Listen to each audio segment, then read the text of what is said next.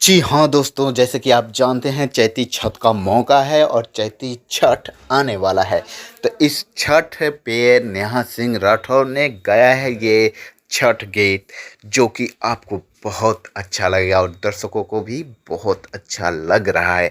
तो चलिए ये छठ गीत हम आपको पूरा सुनाएंगे, लेकिन उससे पहले हम आपसे निवेदन करना चाहते हैं कि आप हमारे चैनल को सब्सक्राइब कर लें, प्यारा सा बेल बटन दबा दें ताकि हम इसी तरह से इनका गाना सुनाते रहें। तो चलिए ये सुनाते हैं आपको नेहा सिंह राठौर का छठ गीत।